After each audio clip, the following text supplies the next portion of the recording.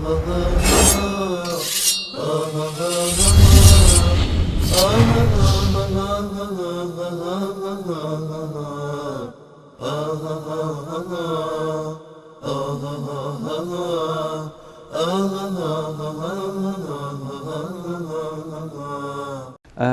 محمد از عراق در مورد آیه 64 سوره نساء پرسیدن. این آیه رو من بیارم. سوره نساء آیه 64. میریم یک کمی عقب‌تر. احمد جان اگر که لطف بکنی نشون بدین رو. میریم سوره نساء از آیه ذکر کفار هست و بعد از اون ذکر مؤمنین هست و در اینجا بعد از اون امر است برای مؤمنین. یا ایها الذین آمنوا اطیعوا الله و اطیعوا الرسول و اولو الامر منکم. ای مؤمنین از الله اطاعت کنید و از رسول اطاعت کنید و از اولو الامرتون. چرا در اینجا نگفته که از اولو الامرتون و اطیعوا اولو الامر منکم؟ چون اولو الامر حاکم، پادشاه، امام، خلیفه، هر کسی که بر مسلمانان حکومت میکنن یا علمای دین که حرفشون شنوایی داره در بین مردم، اگر اطاعت از الله کردن، اطاعت از رسول کردن، ما از اونها اطاعت میکنیم. اگر غیر الله و رسول حرفی زدن، میگیم بهشون که لا طاعت للمخلوق فی معصیت الخالق. اطاعت از مخلوق در جایی که امر به معصیت خالق بکنن جایز نیست. و اگر که ما با این اولو الامرمون که حاکم است، امام است، خلیفه است، هر کسی است، اگر باش به مشکل برخوردیم، حرف بی ربطی زد، فإن تنازعتم فی شیء فردوه الی الله و رسول، اگر که حرف خلافی زد برمیگردانیم به کتاب الله و سنت رسول الله صلی الله علیه و سلم. در زمانی که رسول الله صلی الله علیه و سلم زنده بودن، اگر که صحابه مثلا با ولی امرشون در یکی از غزوات با والی، با کسی که پیامبر صلی الله علیه و سلم تعیینش کرده بود، در چیزی مخالفت میکردن، میومدن پیش رسول الله صلی الله علیه و سلم شکایت میکردن و ایشون حل میکردن. این کنتم تؤمنون بالله، اگر شما مؤمن هستید پس باید این گونه برخورد بکنید. این صفت ایمان به الله و به روز آخر صفت کسانی است که اطاعت از الله و رسول و از اولو الامر میکنن در جایی که اونها اطاعت از الله و رسول بکنن. ذلک خیر و احسن تأویلا، این بهتر و خوش فرجامتر است. این آیه 59 بود. آیه بعدی در مورد منافقین، کسانی که نه کافرند نه مؤمنند، کفرشون رو پنهان کردن، اسلام رو اظهار کردن. اینها کیا هستن؟ منافقین هستن. اینها را در موردشون میگه که الم تر الی الذین یزعمون انهم آمنوا. آیا نمیبینی اون کسانی که ادعا میکنن که یا گمان میکنن که ایمان آوردن به ما انزل الیک و ما انزل من قبلک، به اون چیزی که به تو، به اون چیزی که قبل از تو نازل شده، یریدون ان یتحاکموا الی الطاغوت. اینها میخوان چیکار بکنن؟ میخوان که حکم طاغوت رو یا حکام سرکش رو یا کسانی که من دون الله پرستش میشن رو یا کسانی که مؤمن نیستن، همه اینا طواغیت هستن. و قد امروا ان یکفروا به، و امر شدن که کافر بشن به آنها. یعنی چیکار بکنن؟ اونها رو انکار بکنن. و یرید الشیطان ان یضلهم ضلالا بعیدا، و شیطان میخواد که اینها رو گمراهشون بکنه و به گمراهی دور بیفکنه. در آیه بعدی و اذا قیل لهم تعالوا الى ما انزل الله و الى الرسول، اگر به اونا گفته شد که بیایید به سوی آنچه که الله سبحانه و تعالی نازل کرده و به سوی پیامبر بیایید، رأیت المنافقین یصدون عنک صدودا، میبینی که منافقین از تو روی میگردانن. فکیف اذا اصابتهم مصیبه، پس چگونه وقتی که به خاطر این اعمال بدشون مصیبتی به آنها برسد، بما قدمت ایدیهم ثم جاءوک یحلفون بالله، میان پیش تو قسم میخورن به الله، این اردنا الا احسانا و توفیقا، که ما جز نیکی و توافق و یعنی نمیخواستیم یعنی کار بیوده بکنیم و هدف ما به اصطلاح نیکی بوده. اولئک الذین یعلم الله ما فی قلوبهم، اینا کسایی هستن که الله سبحانه و تعالی از قلبهای اونها آگاه است. فعرض عنهم، از اونها روی بگردن. وعظهم، اونها رو چیکار بکن؟ پندشان بده. و قل لهم فی انفسهم قولا بلیغا، و اونها رو بهشون چیکار بکن؟ کرداراشون رو با اونها گوشزد بکن. در آیه بعدی چی میگه؟ و ما ارسلنا من رسول الا لیطاع باذن الله، ما پیامبری رو نفرستادیم مگر اینکه به اذن الله از او چی بشه؟ اطاعت بشه.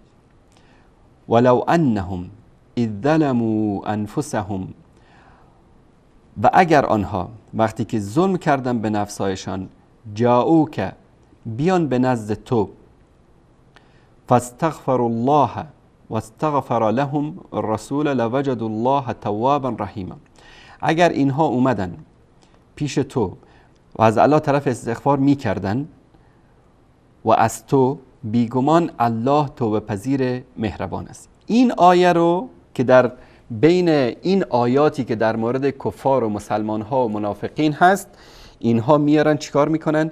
این رو دلیلی میارن که ما از رسول الله صلی الله علیه وسلم بخواهیم یا از پیامبر صلی الله علیه وسلم طلب استغفار بکنیم. حکایت چیست؟ ببینید، یکی از نکات مهمی که ما باید بدونیم این است که شأن نزول آیات رو باید بدونیم. این آیات همونطوری که در ما قبلش دیدیم در مورد منافقین است. منافقین، اولا حکایت قبلی که در مورد اتحاکمون الی الطاغوت، یک منافقی اومد با یک کسی بینشون مشکلی پیش اومده بود، اومدن پیش رسول الله صلی الله علیه و سلم، رسول الله صلی الله علیه و سلم حکم کردن به عدل، این راضی نشد، گفت میریم پیش فلان یهودی که اون یهودی بیاد مشکل ما رو حل بکنه. چون منافق بود، به رسول الله صلی الله علیه و سلم اعتقاد نداشت. در اون آیه قبلی میبینیم در صفحه قبل بود، در آیه 58 و 59 که اینها رفتن پیش کفار و پیش طواغیت که اونها حکم بکنن، در حالی که مسلمان باید راضی به حکم الله و رسول باشه. عده‌ای اومدن در غزوات تخلف کردن، اونایی که مسلمان واقعی بودن، مؤمن بودن، اومدن پیش رسول الله صلی الله علیه و سلم بدون که عذر بیارن، بهانه بیارن، گفتن یا رسول الله در وضعیت خوبی بودیم، تندرست بودیم، استطاعت هم داشتیم، اما شیطان ما رو وسوسه کرد، تخلف کردیم. رسول الله صلی الله علیه و سلم براشون استغفار کردن، توبه اونها پذیرفته شد، مانند علی ثلاثه الذین خلفوا در غزوه تبوک که در سوره توبه مفصل در مورد ذکر شده. اینها توبه کردن، الله توبهشون رو پذیرفت، آیه نازل شد در این مورد. اینهایی که در این آیه ذکر میشه در مورد منافقینی است که اینها به جایی که بیان پیش رسول الله صلی الله علیه و سلم توبه بکنن، ایمان حقیقی بیارن، از الله سبحانه و تعالی طلب مغفرت بکنن، این کارو نکردن، بهانه تراشیدن، دروغ گفتن. الله سبحانه و تعالی میخواد به اینا بگه که اولا ما پیامبر رو نفرستادیم مگر اینکه شما از او اطاعت بکنید. هر حکمی که میکنه رسول الله صلی الله علیه و سلم، آمنا و سلمنا، باید ایمان بیاورید. و اگر ظلمی کردید بر خودتون، از جهاد تخلف کردید، اگر گناهی انجام دادید، بیایید و از الله و رسولش طلب استغفار بکنید. چرا در اینجا در مورد منافقین رسول رو ذکر کرده؟ چون اینا نه تنها نسبت به الله سبحانه و تعالی ظلم کرده بودن، نسبت به رسول الله صلی الله علیه و سلم هم ظلم کرده بودن که اولا حکم رسول الله صلی الله علیه و سلم رو نپذیرفتن، دروغ گفتن به پیامبر صلی الله علیه و سلم و جفا کردن در حق ایشون. حقوق الله سبحانه و تعالی رو طلب استغفار میکنن. الله سبحانه و تعالی در آخر همین آیه میگه که لوجد الله توابا رحیما. احمد جان اینجا نشون بده، میگه که اگر این کارو بکنن الله بیگمان توبه پذیر مهربان است. نگفته که لوجد الله و رسوله توابا رحیما. در اینجا فقط الله سبحانه و تعالی ذکر شده چون که این قضیه متعلق به الله هست، قضیه عبادت است، قضیه ایمان است، قضیه تقوا هست، قضیه این است که شما از دایره اسلام و کفر باید براتون مشخص باشه، یا کافر میشی یا مسلمان میشی. پس در این صورت این حق الله هست، توبه بکن، استغفار بکن، الله توبه پذیر مهربان است. اما اگر در حق یک انسانی ظلم کردی، در حق رسول الله صلی الله علیه و سلم، بیا و از رسول الله صلی الله علیه و سلم طلب استغفار بکن. این به اون منافقینی است که در زمان رسول الله صلی الله علیه و آله و سلم ظلم کردن، دروغ گفتن، تخلف کردن، حکم رسول الله را نپذیرفتن، از همراهی با رسول الله سر باز زدن. اینها هم در اینجا مخالفت با الله کردن، هم با رسول الله کردن.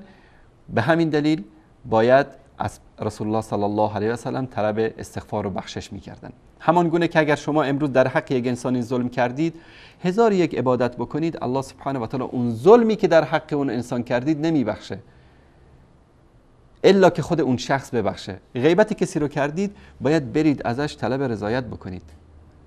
حتی در مورد شهید، مثلا کسی مال کسی رو دزدیده، به حرام خورده، ولو اینکه شهیدم بشه که همه گناهانش بخشیده میشه، الله سبحانه و تعالی این حق الناس رو نمیبخشه تا اینکه اون طرف راضی بشه. حالا در بعضی از روایات اگر اومده که الله سبحانه و تعالی میاد و شفاعت این شخص در نزد اون کسی که به اصطلاح حق این رو پامال کرده یا که بدهکارش هست یا هر چی که هست،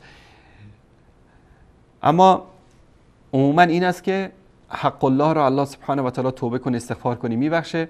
حق انسان ها را اگر پامال کردی، باید بری از خودش طلب مغفرت بکنی که تو رو ببخشه. و اینها در مقابل رسول الله صلی الله علیه و سلم ظلم کرده بودن و به خاطر همین واستغفر لهم الرسول در اینجا ذکر شده. ربطی به این که ما از رسول الله صلی الله علیه و سلم بخواهیم، طلب حاجات بکنیم، به ایشون متوسل بشیم، ربطی به این قضیه نداره. حتی آیه بعدی هم ببینید که چقدر زیبا میگه که فلا و ربک، نه سوگند به الله، به پروردگار تو، لا یؤمنون حتی یحکموک فیما شجر بینهم، نه به خدا، به پروردگارت قسم که ایمان نمی آورند تا این که تو را داور قرار بدن در آن چیزی که در بین خودشون اختلاف دارن. ثم لا یجدوا فی انفسهم حرجا مما قضیت و یسلموا تسلیما. و بعد از اینکه حکم کردی تو دلشون احساس نکنه چرا رسول الله صلی الله علیه و سلم اینطوری حکم کرد. حتی اینم نباید در دلشون احساس بکنن. اون موقع میشن مؤمن واقعی. و یسلموا تسلیما، و تسلیم شوند به حکمی که رسول الله صلی الله علیه و آله و سلم نموده است، به بهترین وجه قبول بکنن.